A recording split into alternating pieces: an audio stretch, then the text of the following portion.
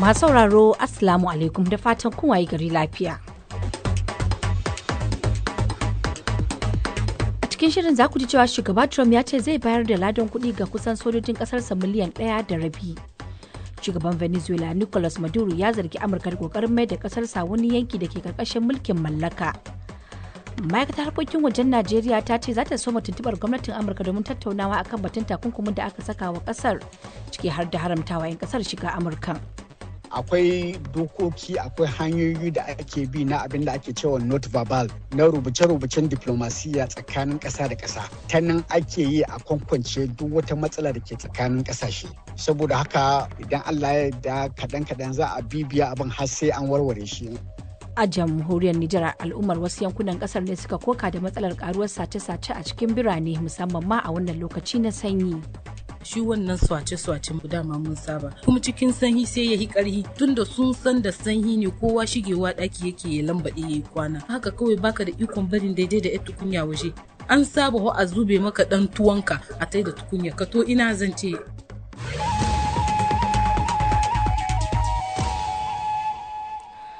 To muna ɗauke da rahoto na musamman akan yadda ake ƙara samun gidajen wankan gawa na jama'a a sassan arewacin Najeriya. To amma kafin na sai na fara da labaran duniya. Suna na Aisha Sharif Baffa. Shugaba Trump ya ce zai ba da ladan kuɗi ga kusan sojojin ƙasarsa miliyan 1.5. Ya ce kowane soja zai sami kyautar kuɗi har dala 1,760 kutankwacin shekarar da Amurka ta sami 'yancin kanta. Mr. Trump ya sanar da mataki ne a jawabin da ya yi wa kasar, inda ya zayyana abubuwan da ya bayyana a matsayin nasarorin da ya samu bayan shekara guda da komawa mulki. Shugaban Venezuela Nicolas Maduro ya zargi Amurka da kokarin mai da ƙasarsa wani yanki da ke ƙarƙashin mulkin mallaka.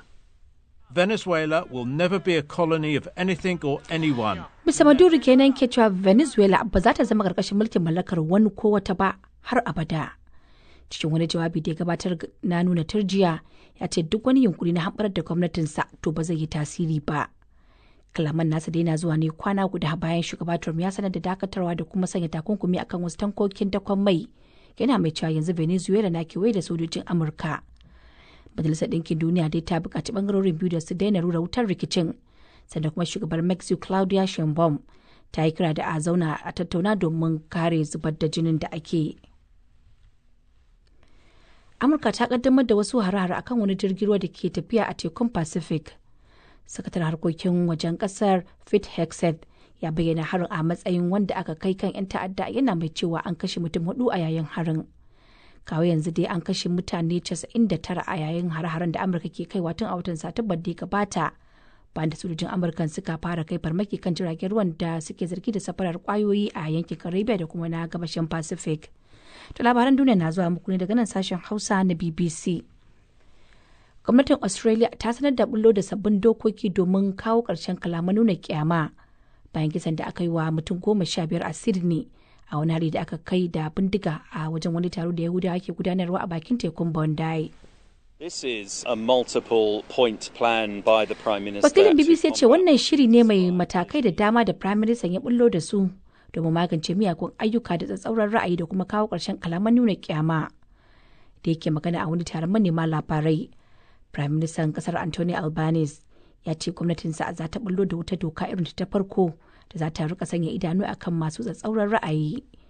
Daga nan ya yi kira da a rika hana bawa masu kalaman nuna kyama damar yin wa'azi ko yaɗa manufofinsu a makarantu da sauran wurare makamantan hakan. A makonan ne dai za a ci gaba da jana'izar mutanen da aka kashe a harin na Bondi, ciki har da na yarinyar na 'yar shekara 10 da ita ma harin ya rutsa da ita.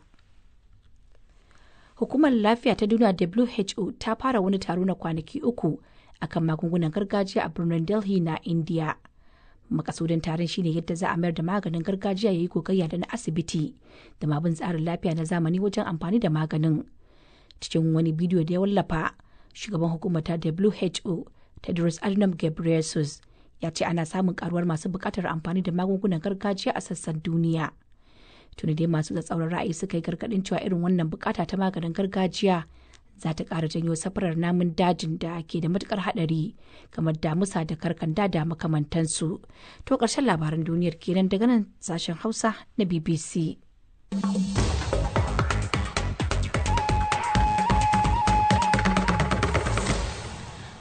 To madalla yanzu kuma sai rahotanni da muke dauke da su kuma za mu fara ne daga Venezuela inda shugaban kasar Nicolas Maduro ya zargi Amurka da kokarin mayar da kasarsa wani yanki da ke karkashin mulkin mallaka.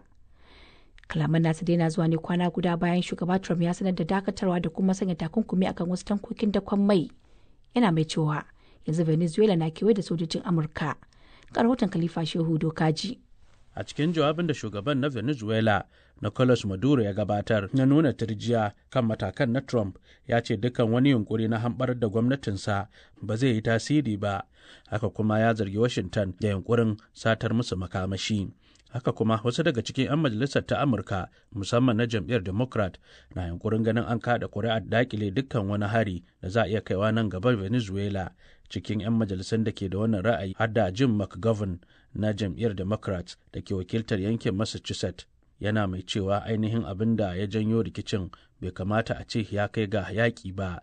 Ya ce yana fargaba cewa shugaban Amurka Donald Trump ka iya ɗaukar kowane irin mataki kafin su dawo daga hutun da suke shirin tafiya.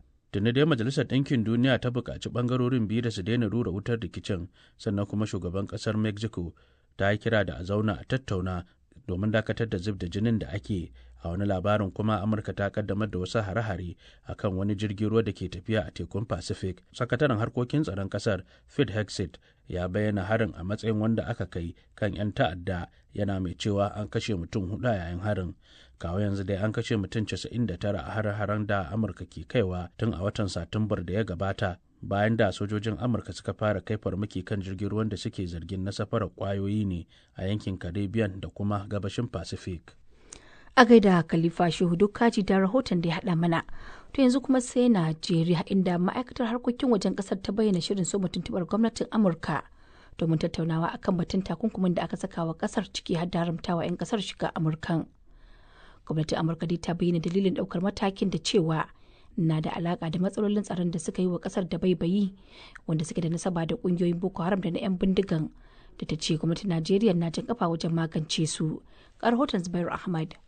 Ma'aikatar lamuran kasashen wajen Najeriya ta ƙudiri aniyar tattaunawar ne da gwamnatin Amurka ta hanyar diflomasiyya domin shawo kanta ta janye haramcin da ta sanya wa 'yan ƙasar daga shiga Amurka. Ma'aikatar ta ce ta fara duba lamarin cikin tsanaki domin fito da hanyoyin da suka fi dacewa wajen fuskantar batun. Alkasim Abdulkadir shine mai magana da yamma ma'aikatar lamuran kasashen wajen Najeriya. Ita dama kowace ƙasa mai zaman kanta tana da 'yanci ta kafa dokan shiga da fitan ƙasarta. Najeriya ita ma babbar ƙasa ce mai zaman kanta. A wa'annan kuma mu'amala da ake yi, ƙasashe sukan zo akai-akai su ce su ga dokoki, ga sababbin dokoki da suka shimfiɗa. Abinda gwamnati take yi ita ce wani lokaci sai ta je ta duba dokokin daga inda za a gyara, daga inda za a ƙara mu'amala, daga inda za a gyara mu'amala saboda komai ya tafi daidai akan tsari da ya kamata.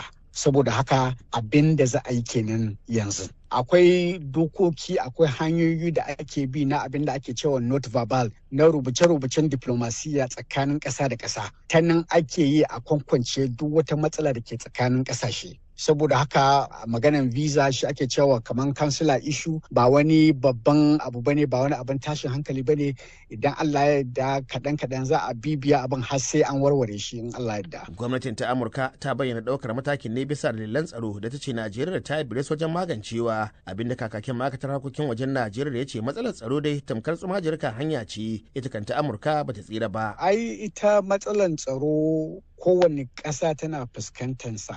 In ka tuna kwanakin baya bai kai ko kwana 5 ba, 'yan bindiga sun shiga wani makaranta da suka je suna ta harbe-harbe a nan ƙasar Amurka kenan. A lokacin da muka nema su sai mana da makamai, manyan makamai don mu magance wannan matsalan tsaron, a lokacin ba su ba mu haɗin kai sosai ba. Saboda haka maganan shine cewa ko da yaushe muna neman manyan ƙasashe kamar Amurka, kamar Birtaniya, kamar Faransa su dinga ba gwamnatin Najeriya haɗin kai yadda ta kamata. Idan muka yi haɗaka, muka yi haɗin gwiwa, sai ka ga cewa da sauƙi a sauƙe mun samu mun cima gurin maganin wannan tashin da muke fuskanta wurin tsaro. Kafin ma a saka wannan haramci, ita gwamnatin Amurka ta sha gargadin cewa Najeriya na cikin kasashen da take gana akwai damuwa a kansu. Me yasa ma ita gwamnatin Najeriya take nuku ba za ta fito zahiri ta ɗauki matakai a cikin gaggawa da 'yan ƙasa ma da sauran ƙasashen waje za su gamsu da shi ba? Najeriya ai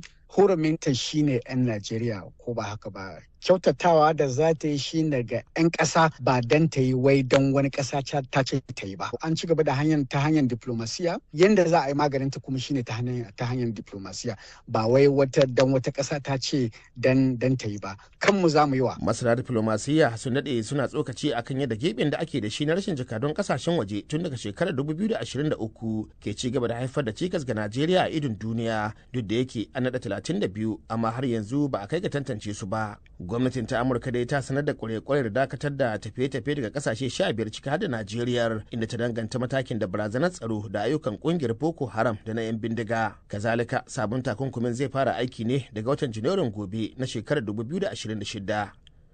Zubairu Ahmad, BBC Hausa, Abuja, Najeriya. To har yanzu muna Najeriya, inda shugaban kasar Bola Ahmed Tinubu ya aiki da wata tawaga ta musamman Burkina Faso karkashin ministan harkokin wajen kasar ambasada Yusuf Tugga bayan da aka kama sojojin kasar 11. Wakilai dai sun ce kasashen sun tattauna kan sako jami'an sojojin da ke cikin jirgin soji na Najeriya tare da samar da fahimtar juna a tattaunawar da aka yi a tsakanin bangarorin biyu.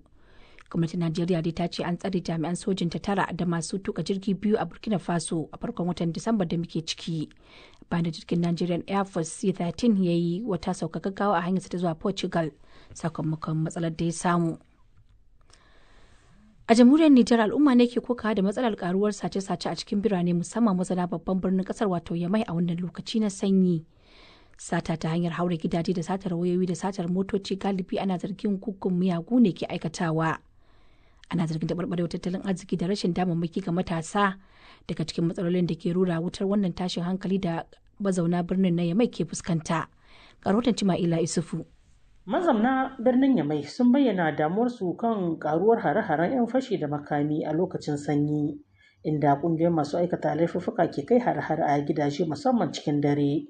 Majiyoyin cikin gida sun ce masu aikata laifuffukan na amfani da yanayin sanyi ne lokacin da iyalai suka saba zama cikin gida, kuma ana ganin tsaro yayi rauni, kamar yadda Maryama Yakuba ta koka tana cewa. Shi wannan swace-swace dama mun saba, kuma cikin sanyi sai ya yi ƙarhi, tunda sun san da sanyi ne kowa shigewa ɗaki yake ya lambaɗe ya yi kwana. Ni shekaran jiya shagon mai gida na gushe shi aka yi, ya kawo wani ya yi komanda yana da biki, kuma an yi da sahin ya zo ya ɗauki kayan shi da daddaren nan kamar sun sani suka zo suka ɓaɓɓake ƙofa shago suka shiga suka ɗauke shi da sai muka iske ƙofa buɗe. Mu wannan swata kamar ma in ce cikin tallage ya zama mu kamar gama gari, tunda wannan dajin na nan kusa musantir verta aka tada su, yanzu abun ma sai ya ƙara haɓaka. Mazauna birnin na Yamai sun kira ga hukumomi da su ɗauki matakin gaggawa don ƙarfafa matakan tsaro da kuma ƙara sintiri na dare domin magance yawaitar ayyukan ta'addanci, inda malama Maryama Yakuba ta ba da shawara tana cewa yare lega in nan masu zama sai karhe 1, 2, 3 suna zama suna shan shayi, ai su ma in kama a sai musu sayi ne a basu da wani ɗan yabben nan da suke yi in ana musu, tunda da zaman banzan nan inda ma shi su koma sai su kai karhe 3 ana bakin ɗumi. To wannan abu inda shi suke yi idan an yi kiran sallah kowa ya lallaba ya ta yi kwance. Mun san da hankalin mu kwance, ko dai kana cikin ɗaki ka san akwai wasu waje. Amma haka kawai baka da ikon barin daidai da ƴar tukunya waje. An saba ho a zube maka dan tuwon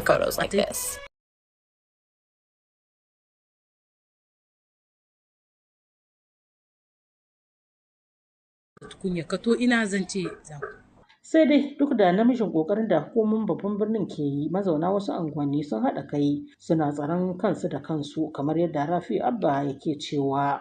Da yake muna cikin sabbin unguwanni akwai initiative wanda matasa sun kai ta banga, 'yan banga wa'inda suke sintiri da dai an ce ma dare yayi suna sintiri sai sahiya ta waye, inda duk an ka haura ma 11 na dare za su tare ka in bisa abin hawa kake sai su tambayi takardu da naka da na abin hawa, tunda sun saba irin hakanan wani lokaci idan sun kama moto babu takardu suna miƙa ma 'yan sanda sai su kai kwamsariya wadda a kusa gare su, tunda mu duk wata duk gida sai su zo $100 ake badawa. Sai dai kuma duk da hakan mazauna birnin na Yamai sun kira ga hukumomi da su ɗauki matakan gaugawa don kare gidaje masu rauni da kuma sanar da al'umma ta yadda za su iya taka tsantsan tare da ba da haɗin kai ga hukumomi. Da haka kuma mazauna birnin Yaman suka kira da ɗauki matakan da suka wuce tsaro ciki har da samar da ayyukan yi ga matasa, suna masu cewa rashin aikin yi na haifar da aikata miyagun laifuffuka.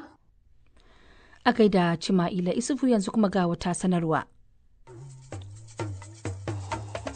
Ra'ayi riga kowa da irin tasa. Yayin da ya rage ƙasa da makonni biyu sabuwar dokar haraji ta fara aiki a Najeriya, 'yan ƙasar da yawa na nuna damuwa kan rashin samun cikakkun bayanai game da abubuwan da ta kunsa. Mun yi wajen watanni 2 ko 3 da shugaban ƙasa ya sa hannu a wannan doka ta haraji. Amma sai ka duba ka ga wani irin wayar da kai ake ma mutane. Daga cikin masu nuna damuwa kan wannan har da wasu 'yan majalisar wakilan ƙasar waɗanda suka ce abubuwan da dokar ta kunsa ba su dace da waɗanda majalisar ta yi muhawara a kai ba. Shin waɗanne abubuwa sabuwar dokar haraji ta kunsa? Me yasa ake nuna damuwa game da wasu tanade-tanadenta? Ko akwai wani zaɓi da ya rage wa 'yan ƙasar kan wannan batu ko alƙalami ya bushe? Waɗannan su ne batutuwan da za mu tattauna a filinmu na ra'ayi riga na wannan mako. To da mun shiga cikin shirin wanda zai zo muku a gobe Juma'a, sai ku aiko mana da ra'ayoyinku a takaice ta hanyoyin da aka saba. To yanzu karfe 7 ne saura minti 14 a garin Foto da ke jihar Katsina a Najeriya, haka lokacin yake a Yamai na Jamhuriyar Nijar. Aisha Sharif ke gabatar muku da shirin safe daga nan sashen Hausa na BBC. To a cikin shirin kun ji cewa hukumar lafiya ta duniya ta fara wani taro na kwanaki 3 akan maganin gargajiya a birnin Delhi na India.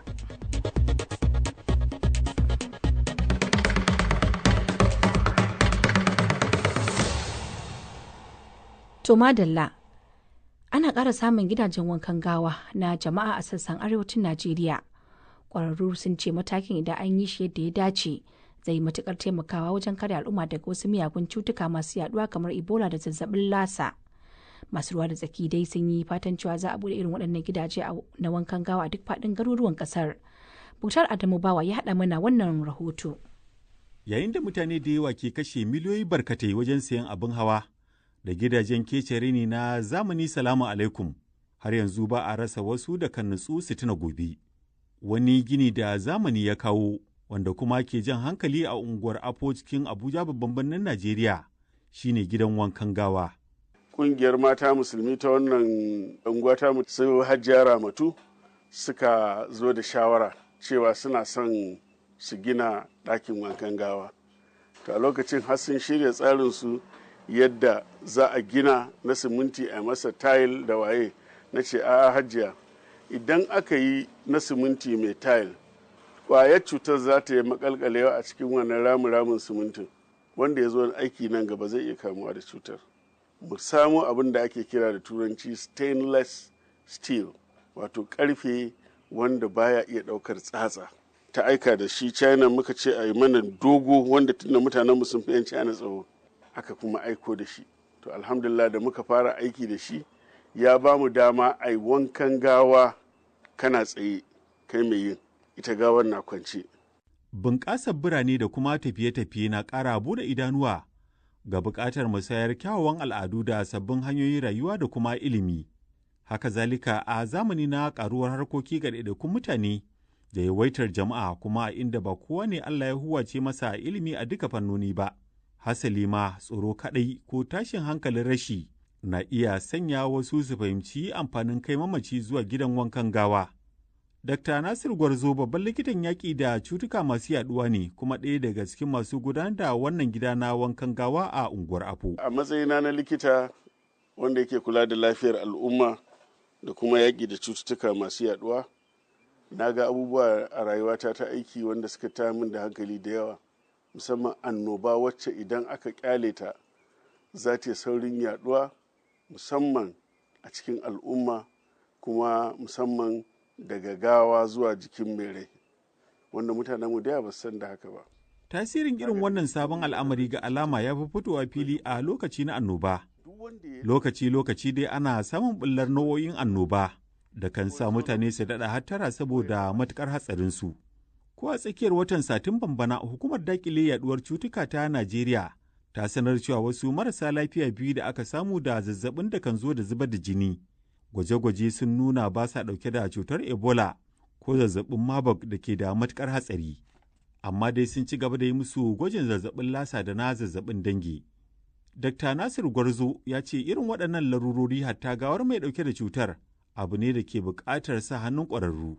Duk wanda ya ɗauki mai ciwon Ebola ko ya zauna kusa da shi ko ya taɓa shi ko ya taɓa abin da ya taɓa shi ko rigarsa ko kaya masu danshi ko yawu da ya fito ko amai ko gudawa ko jini, to tabbas zai iya kamuwa da cutar Ebola. Haka kuma wanda ya wankan gawar mai Ebola, ruwan da ya kwaranyo daga jikinsa idan ya taɓa wanda yake aiki, to shi ma nan ma za a iya ɗaukar cutar Ebola. Cuta ce mai matsanancin naso da saurin yaduwa.